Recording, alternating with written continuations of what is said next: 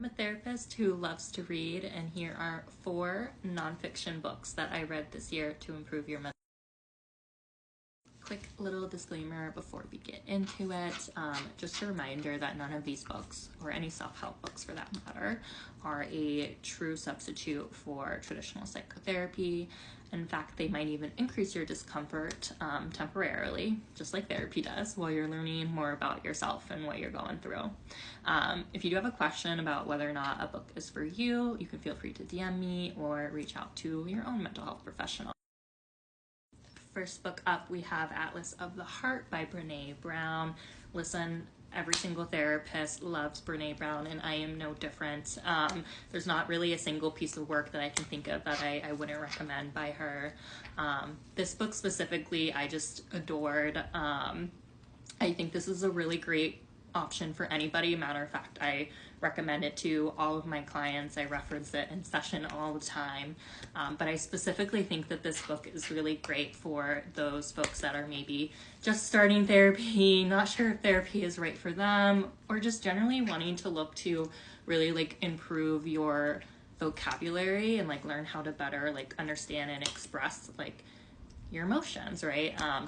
So in the book, Brené goes over 87 different emotional experiences that all humans share, and really shows and emphasizes the importance of like language and how we understand and like connect to each other, which as a reader and a therapist warms my heart.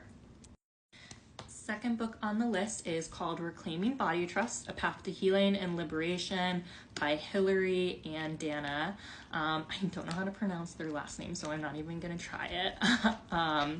But they are the creators of the Center of Body Trust.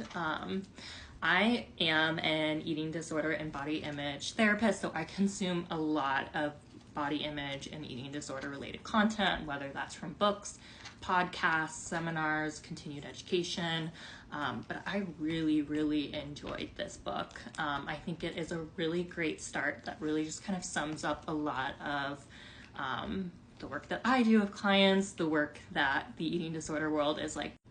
This book really gives us like a feminist and like multicultural approach to how to improve our relationships with food and body outside of diet culture and weight loss, and really takes a critical lens of what we've been taught about those things in the first place. Number 3 here is a bit more niche. This is Mother Hunger by Kelly McDaniel. This book specifically talks about mother-daughter relationships.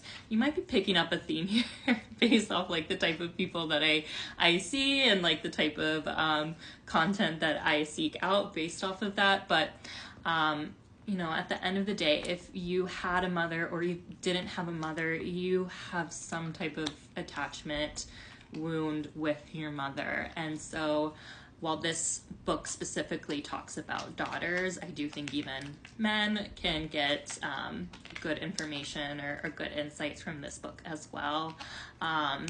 This is a really deep dive into attachment, you guys. This was so emotional. I found myself like tearing up within like the first like audio track. I listened to it as an audiobook.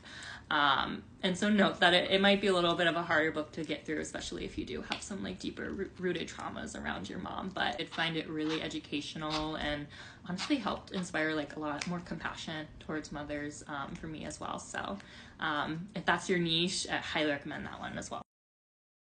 And last book here we have Because We Are Bad, OCD and a Girl Lost in Thought by Lily Bailey. This one's a little bit different than the other recommendations because it is a memoir, so there is going to be like more of like a storytelling element towards it.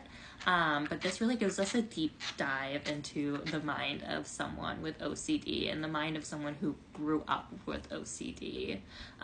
Lily, who is the author and who it's about, struggles more with like mental compulsions, which I think is such a unique perspective and one that we end up missing a lot when we're talking about diagnosing and treating OCD, because we don't see it like we see with like the checking and the washing and those like other repetitive behaviors.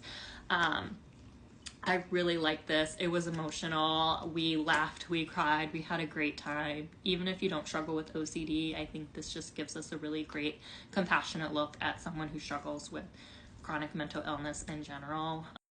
And minor spoiler alert, but I just loved how like such an integral part of like her healing journey ended up being adopting her little dog, which I must say hits a little close to home. Hey buddy.